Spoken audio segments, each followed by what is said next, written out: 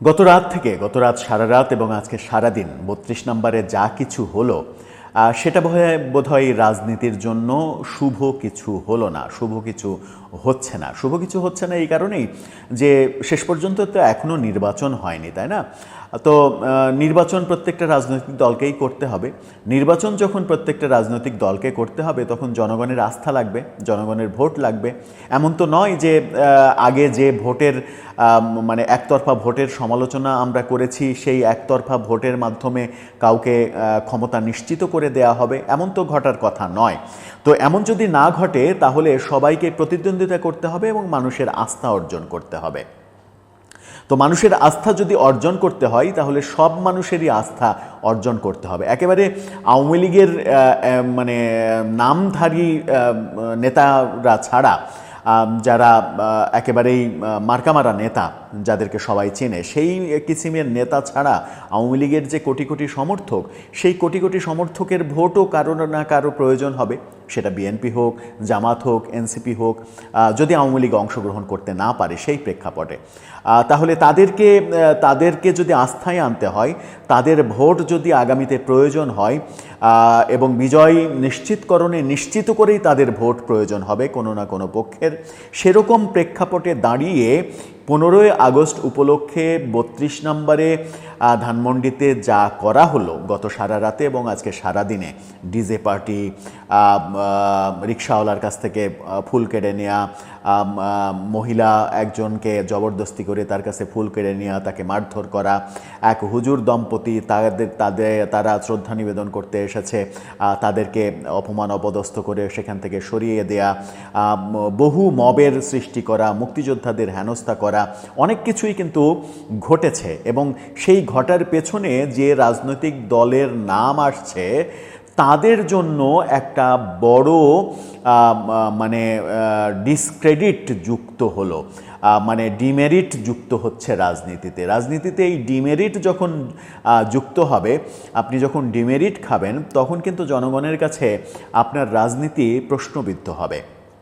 এখন মানে সরাসরিই বলা যাক যে 32 নম্বরে গত সারা রাত এবং আজকে সারাদিন যে কাণ্ড কারখানা হয়েছে, যে মবের ঘটনা ঘটেছে, সেখানে নেতৃত্ব পর্যায়ে দেখা গেছে বিএনপিকে। এখন বিএনপির হয়তো ধানমন্ডি অঞ্চলের অতি উৎসাহীরা এই কাজ করেছে, খুবই ভালো কথা। কিন্তু বিএনপির হাইকমান্ড কি করলো? বিএনপির হাইকমান্ড কি এখনই নিশ্চিত যে আগামী নির্বাচনে কোনো ধরনের বাধা ছাড়াই তারা জনগণের ভোটে নির্বাচিত হয়ে ক্ষমতায় যাবে? সাম্প্রতিক যে জরিপ, ব্র্যাকের যে জরিপ, সেই জরিপ কিন্তু সেই কথা বলে না।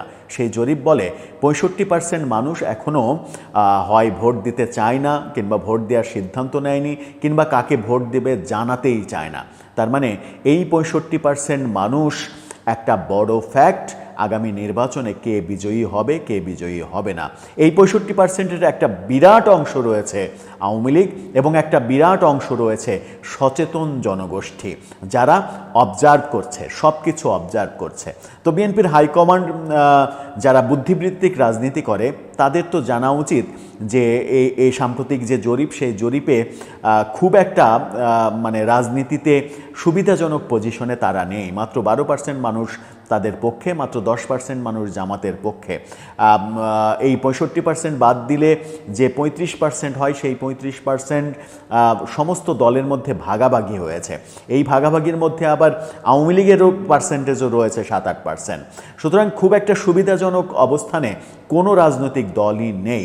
জনগণ বিচার বিশ্লেষণ করছে। জনগণ যখন বিচার বিশ্লেষণ করছে, তখন আপনি শেখ হাসিনাকে ফ্যাসিস্ট বলা, শেখ হাসিনা তার সঙ্গে বঙ্গবন্ধুকে মেলানো, তার সঙ্গে 15ই আগস্টকে মেলানো, 15ই আগস্ট যে বর্বরচিত হত্যাকাণ্ড হয়েছিল, সেই হত্যাকাণ্ডের রাতে মানে বড় বড় সাউন্ড বক্স বাজিয়ে ডিজে পার্টি করে মানে অশ্লীল নাচ গান করা, এগুলো তো রাজনীতিতে খুব একটা শুভ বার্তা দিতে পারে না।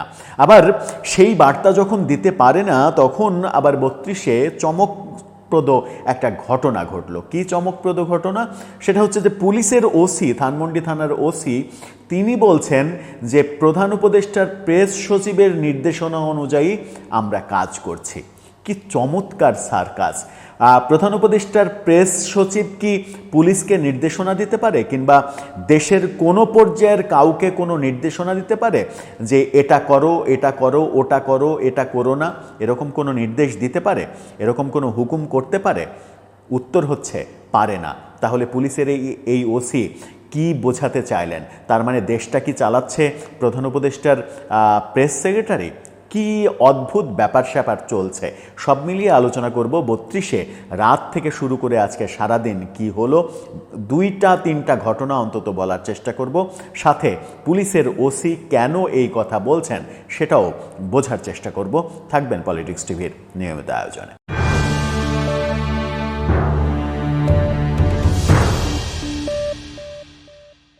দর্শক, বলছিলাম 32 নম্বরে যে মবের ঘটনা, গত রাত, সারা রাত এবং আজকে সারাদিন একের পর এক ঘটনা ঘটেছে। সাধারণ মানুষকে পর্যন্ত হেনস্থা করা হয়েছে, পিটুনির শিকার হতে হয়েছে।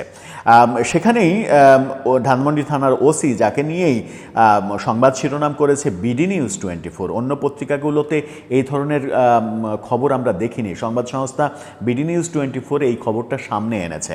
তারা শিরোনাম করেছে, প্রেস সচিবের নির্দেশনা অনুসরণ করেছি, 32-এ দাঁড়িয়ে ওসি। সেখানে যেটা বলা হচ্ছে সেটা হচ্ছে যে বাংলাদেশের স্বাধীনতা সংগ্রামের নেতা বঙ্গবন্ধু শেখ মুজিবুর রহমানকে শ্রদ্ধা জানাতে গিয়ে কয়েকজন মারধর ও হেনস্থার শিকার হলেও পুলিশ বলছে তারা সরকারের প্রধান উপদেষ্টার প্রেস সচিবের নির্দেশনা মোতাবেক কাজ করছে। হাস্যকর ব্যাপার। প্রেস সচিবের নির্দেশনা মানে প্রেস সচিব 32-কে কন্ট্রোল করছে। 32 নম্বরে কি হচ্ছে না হচ্ছে গত সারা রাত এবং আজকে সারাদিন সেটা প্রেস সচিব কন্ট্রোল করেছেন। অদ্ভুত এক সরকারের অধীনে আমরা আছি। শুক্রবার ধানমন্ডির 32 নম্বর সড়কে বিপুল সংখ্যক পুলিশের উপস্থিতি থাকলেও হামলাকারীদের ঠেকাতে দেখা যায়নি কোনো পুলিশকে। কাউকে মারধর করে তুলে দেয়া হলে পুলিশ তাকে নিয়ে যাচ্ছে, এটাই তার পুলিশের ডিউটি। ঘটনাস্থলে সাদা পোশাকে থাকা ধানমন্ডি থানার ওসি কাশন্নু মার্মা বেলা 11টার দিকে বলেছেন, 32 নম্বরে নাশকতার পরিকল্পনার কোনো গোয়েন্দা তথ্য নেই। সরকারিভাবে যেহেতু তাদের কার্যক্রম নিষিদ্ধ করা হয়েছে, আমরা সেই নির্দেশনা ফলো করব। প্রধান উপদেষ্টার প্রেস সচিব শফিকুল আলমের দেয়া নির্দেশনা পুলিশ অনুসরণ করছে বলে তিনি দাবি করেন। তিনি বলেছেন যে আপনারা হয়তো জানেন যে প্রধান উপদেষ্টার প্রেস সেক্রেটারি সম্প্রতি একটা নির্দেশনা দিয়েছেন, সেই নির্দেশনাকেই আমরা ফলো করছি। প্রধান উপদেষ্টার প্রেস সচিব কি বলেছিলেন সেটা তো আপনারা সবাই জানেন। কয়েকদিন আগে যেটা বলেছিলেন যে 15 আগস্টের অন্যান্য দিনের মতোই এই হত্যাকাণ্ডটা হয়েছে। এটা দুঃখজনক, কিন্তু এই দিনটা আগস্টের অন্যান্য দিনের মতো, এই দিনে কেউ কোনো কর্মসূচি করতে গেলেই তার বিরুদ্ধে ব্যবস্থা নেওয়া হবে, অর্থাৎ সাধারণ মানুষও কোনো ধরনের কোনো কর্মসূচি করতে পারবে না। এই 32 নম্বরে বেশ কয়েকজনকে মারধর এবং হেনস্থার শিকার হতে হয়। তাদের মধ্যে একজন রিক্সা চালকও রয়েছেন। তিনি বেলা 11টার দিকে আসেন ফুলের তোড়া নিয়ে, যার উপর কাগজে লেখা ছিল 15 আগস্ট জাতীয় শোক দিবস। সেই রিক্সা চালকের ছবি এবং তার ফুলের তোড়া, রাস্তায় পড়ে থাকা সেই ফুলের তোড়া, এই দুটো আপনারা দেখে নিতে পারেন। অসহায় রিক্সাওয়ালা, সেই রিক্সাওয়ালা জানিয়েছে যে সে অনেক কষ্টে দিন যাপন করেন, তারপরেও বঙ্গবন্ধুকে ভালোবাসেন বলে শাহবাগ থেকে 400 টাকা দিয়ে এই ফুলের তোড়াটা কিনেছেন, শুধুমাত্র এখানে একটু ফুলটা দেওয়ার জন্য, অন্য কোনো কারণে নয়। কিন্তু তার কাছ থেকে ফুল কেড়ে নেওয়া হয়েছে, ফুল ছিঁড়ে ফেলা হয়েছে, ফুল রাস্তায় ফেলে সেটা পা দিয়ে মানে নষ্ট করা হয়েছে এবং তাকে মারধর করা হয়েছে। আজিজুর রহমান নামের ওই রিক্সা চালক বলেন তিনি যাত্রাবাড়ি থেকে এসেছেন, 400 টাকা দিয়ে ফুলের তোড়াটা কিনেছেন। বলেছেন, আমার অনেক কষ্টের টাকা, আমি 2 বছর ঢাকা শহরে রিক্সা চালাই, শুধু বঙ্গবন্ধুকে ভালোবাসির জন্য এখানে আইছি। এর আগে আওয়ামী লীগের কর্মী সন্দেহে এক নারীকে হেনস্থা করা হয়, পরে তাকে পুলিশে সোপর্দ করা হলে পুলিশ তাকে ছেড়ে দেয়। সেই নারীর ছবিটা দেখেন, সেই নারীও একটা ফুলের তোড়া নিয়ে গিয়েছিলেন। তিনি বলছেন যে আমি আজকের এই দিনে বঙ্গবন্ধুকে এখানে হত্যা করা হয়েছিল, যে জায়গায় বঙ্গবন্ধু শেষ নিঃশ্বাস ত্যাগ করেছেন, সেই জায়গাতে আমি ফুল দিয়ে শ্রদ্ধা জানাতে চাই। আমি এখানে মিছিল করতে আসিনি, মিটিং করতে আসিনি, আমি আওয়ামী লীগ করতে আসিনি, আমি বঙ্গবন্ধুর প্রতি ভালোবাসার জন্য ফুলটা ভোটটা দিতে এসেছি। এবং তাকেও দেখেছি যে ওখানকার যারা মববাজ, যারা মব করছিল, তারা এক পর্যায়ে সেই নারীর কাছ থেকে ধস্তাধস্তি করে ফুলের তোড়া কেড়ে নেয় প্রথমে, তারপরে তাকে মারধর করার ঘটনাও ঘটেছে এবং পুলিশ তাকে পরে উদ্ধার করে সরিয়ে দিয়েছে। সকালে এক দম্পতি তাদের 3 সন্তান সহ এলে আওয়ামী লীগ সন্দেহে তাদের হেনস্থা করে স্থানীয় বিএনপি কর্মীরা, পরে তাদের সরিয়ে নেয় পুলিশ। বঙ্গবন্ধুর মৃত্যুবার্ষিকীকে কেন্দ্র করে বৃহস্পতিবার থেকেই ধানমন্ডির 32 নম্বরে ব্যাপক নিরাপত্তার আয়োজন করেছিল। আরেকটা ঘটনা ঘটেছে, যেটা মানে আরও কয়েকটা ঘটনা ঘটেছে। একটা হুজুর দম্পতি এসেছিলেন, আমি একটা গণমাধ্যমের ভিডিওতে দেখলাম, তারা পুলিশের সঙ্গে, জনতার সঙ্গে ডিবেট করছে যে কেন আমি এখানে স্বাধীন দেশে বঙ্গবন্ধুর বাড়িতে, যে বাড়িতে তিনি মারা গেছেন, সেখানে 15 আগস্টে ফুল দিতে পারবো না। এটা আমার অধিকার, আমি আওয়ামী লীগ করি না, এটা আমার অধিকার, আমি তাকে শ্রদ্ধা জানাবো। ব্যাপারটা দেখে অনেকটা মানে অবাকই হয়েছি। মানে তাদের যে লেবাস, তাদের যে পোশাক, তাতে মনে হয় যে তারা সাম্প্রদায়িক রাজনীতির সঙ্গে জড়িত, কিন্তু বঙ্গবন্ধুর প্রতি যে শ্রদ্ধা জানানো, সেই ব্যাপারটা তারা যখন উপস্থাপন করে, তখন ব্যাপারটা বুঝতে হয় যে বঙ্গবন্ধু নানাভাবে, নানা ওয়েতে মানুষের হৃদয় রাজ্যে আসলে পদার্পণ করেছেন এবং স্থায়ী আসন গেড়েছেন। এর বিরুদ্ধে যুদ্ধ ঘোষণা করা, এর বিরুদ্ধে ডিজে পার্টি করা, এই শোকের সময়ে উল্লাস করা, উল্লম্ফন করা, মব ক্রিয়েট করা, একটা ভীতিকর পরিস্থিতি তৈরি করা, এর মাধ্যমে সুস্থ রাজনীতির জানান দেয়া হচ্ছে না। আর সুস্থ রাজনীতির জানান যখন আপনি দিতে পারবেন না, তখন ওই যে বললাম, ওই যে 65% মানুষ যারা এখনও সিদ্ধান্ত নেয়নি কাদেরকে ভোট দেবে কিংবা ভোট কাকে দিতে চায় তারা জানাতে চায় না, ভয়ে আতঙ্কে, সেই 65% মানুষই কিন্তু শেষ পর্যন্ত ফ্যাক্টর হয়ে দাঁড়াবে যে আগামী নির্বাচনে কারা বিজয়ী হবে, কারা পরাজিত হবে।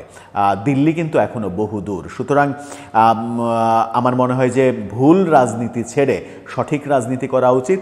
শেখ হাসিনার যে বিষয়গুলো আমরা সমালোচনা করি, সেই বিষয়গুলো থেকে নিজেরা যদি দূরে থাকতে না পারি, তাহলে শেখ হাসিনাকে ফ্যাসিস্ট বলার অধিকার আদৌ আমার আছে কি না, সেটাও একবার ভেবে দেখা উচিত।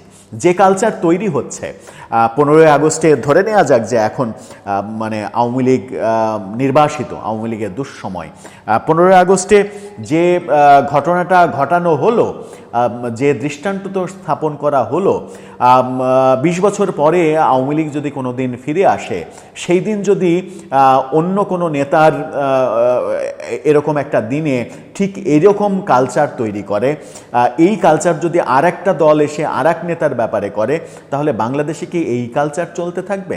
বাংলাদেশে কি সহনীয় কালচার চলতে থাকবে না? হ্যাঁ, এখানে প্রশ্ন আসতে পারে, কথা বলতে পারেন যে শেখ হাসিনা তো আমাদেরকে রাজনীতি করতে দেয়নি, আমাদের রাজনৈতিক অধিকার দেয়নি। খুবই ভালো কথা, সেই কারণেই তো তাকে আমরা বিদায় করে দিয়েছি। তো সে যে মানে তিনি যে খারাপ কাজগুলো করেছেন, সেই খারাপ কাজগুলো যদি আমিও করি, তাহলে তাকে ফ্যাসিস্ট বলার কিংবা তাকে খারাপ বলার অধিকার কি আমি আদৌ রাখি? সেই প্রশ্নটা সামনে আসবেই। দর্শক, এ ব্যাপারে আপনার মতামত জানিয়ে লিখতে পারেন আমাদের কমেন্ট বক্সে।